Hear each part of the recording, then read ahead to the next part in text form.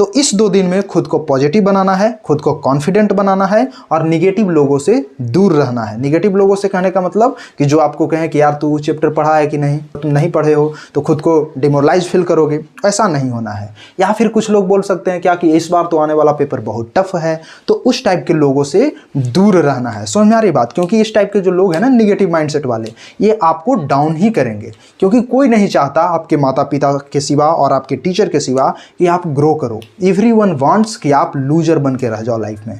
समझ में आ रही है बात? मुझे याद है कि एक मेरा ही दोस्त था और जब मैं मैट्रिकुलेशन का एग्जामिनेशन दे रहा था तो एग्जामिनेशन के टाइम में क्या हुआ ना कि जैसे वो एग्जाम दे करके आया, जैसे मान लो आज फिजिक्स का पेपर है, कल मैथ का पेपर होगा, तो इस तरीके से वो पेपर जब दे करके आता था और जब मैं भी दे करके आता था तो उससे एक दिन मैं पूछा क्या कि यार तुमने आज कितना पेपर लिखा, मतलब कितना लिखा, कितना क्वेश्चन का जवाब दिया।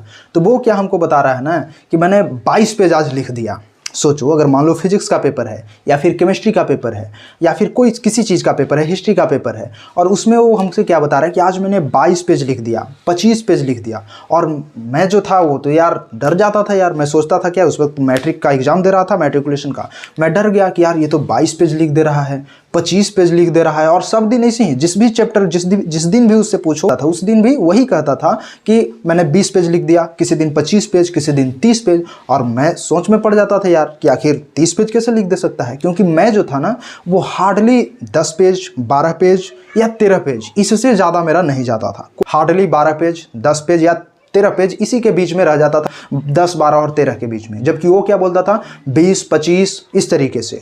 तो मेरा दिमाग हिल जाता था यार, मैं तो डर जाता था कि यार इसका तो बहुत नंबर आ जाएगा। और यही जब रिजल्ट निकला ना, तो रिजल्ट निकले पर जस्ट अपोजिट हुआ। रिजल्ट निकलने पर क्या हुआ ना कि उससे एटलीस्ट मेरा 50 नंबर ज़्यादा था। सोचो कितना बड़ा डिफरेंस हो गया।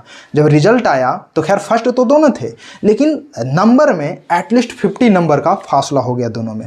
फिर मैं सोचा कि यार देखो, इसको जब हम पूछते थे कितना पेपर सोल्व, कितना पेज लिखे हो, वो क्या बोलता था कि मैं तो यार 25 पेज लिख दिया, 22 पेज लिख दिया, लेकिन उसका नंबर जो है हमसे कम से कम 40-50 नंबर के नीचे रह गया। समझ में आ रही है बात?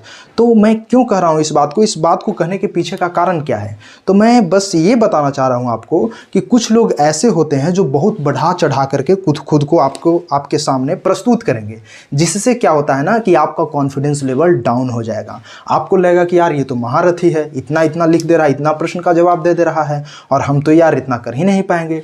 तो इस तरह के महारथियों से आपको बचना है, जो सिर्फ दिखावा के महारथी हैं। एक्चुअल रिजल्ट जब आता है ना तो वो सब डाउन हो जाते हैं, फिर मुंह दिखाने लायक नहीं होते हैं। समझ में आ रही है बात? तो इस तरह के महारथी अगर आपको दिखें तो आपको उनसे दूर हो जाना है और खुद को पॉजिटिव, खुद को कॉन्फिडेंट बनाना है।